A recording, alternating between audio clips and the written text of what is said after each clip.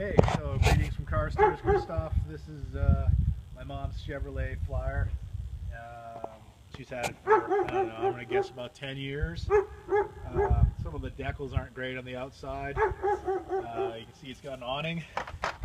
Awning works. They're not bad to do by yourself. There's a trick to it, a little tool and what have you. Tires and stuff are decent. The windshield's decent. We'll go inside. You're asking about the interior, so we'll go inside. So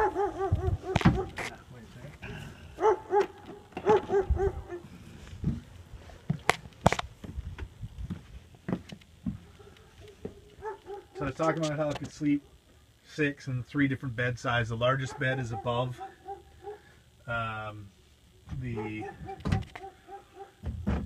this becomes a bed as well. It's the smallest bed, the kitchen table. And then this, I believe this is a double. So I think it's double, queen up above, and twin down here is my understanding of the actual bed sizes.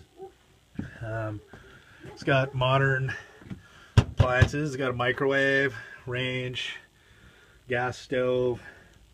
As I described in the email, the fridge is one that can run on either propane or electricity. And it's got a system in it where if you're plugged in to power at a campground, it kicks on to electricity automatically to save you propane.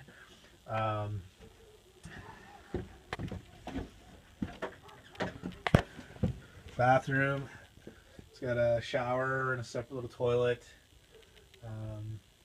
Yeah. It's got separate water tanks, so gray and black. Black is where the messy stuff goes, and gray is like shower water and, you know, sink water, things like that. There's a little sink here as well for, I don't know, washing your hands or whatever. This would have a system in it too, where even if you weren't hooked up to like, you could hook it up to water at a campground, where it would have like a pressurized water system, or it'll have a tank of its own as well, so, and a pump, so it would run its own little water system. If you were into that, it becomes you know, you have to winterize and stuff. The more you use the water, the more you have to keep up the maintenance in the fall and the spring to keep the pipes from freezing. Above, rooftop air conditioning here, so that's handy in the BC heat for sure. The unit has air conditioning as well. So like on the engine AC, so when you're driving down the road, you get some air conditioning as well. I'm not sure if it works or not, but I'd be surprised if it didn't, because my mom probably would have complained to me about it not working. So in any case, I'm going to assume that works. As you can see, it's not bad in here. Could use a bit of a clean. She was out in it actually 2 weeks ago, so there's pine needles and stuff, but I mean, it's not beat up by any means. There's nothing falling off, or, you know, like the stuff's all, you know, it's all here. Trim's not coming off of tables or drawers or anything like that, so it's pretty decent overall.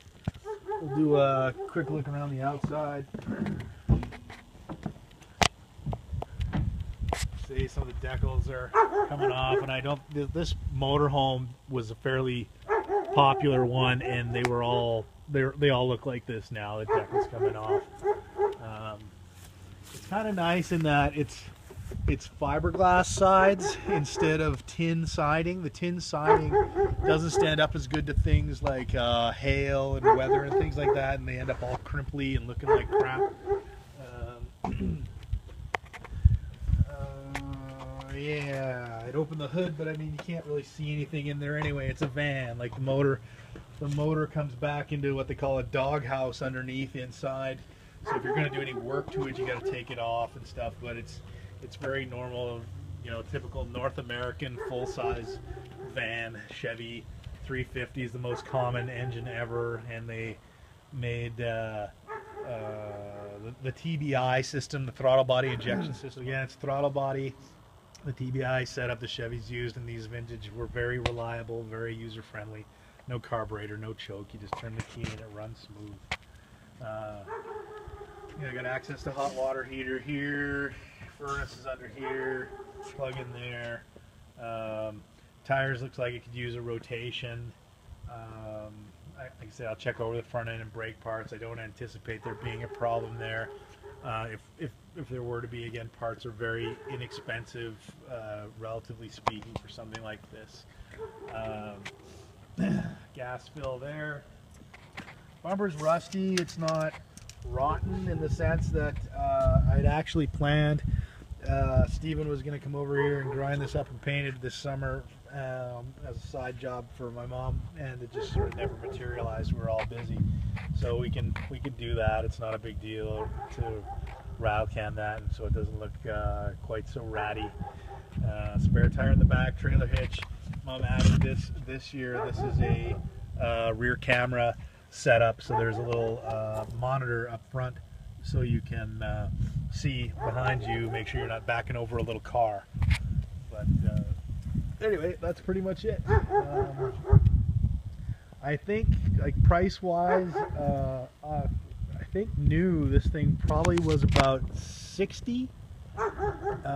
Mom didn't buy it new. She bought it in 2008, I think, and she paid around $25 for it back then, $25,000.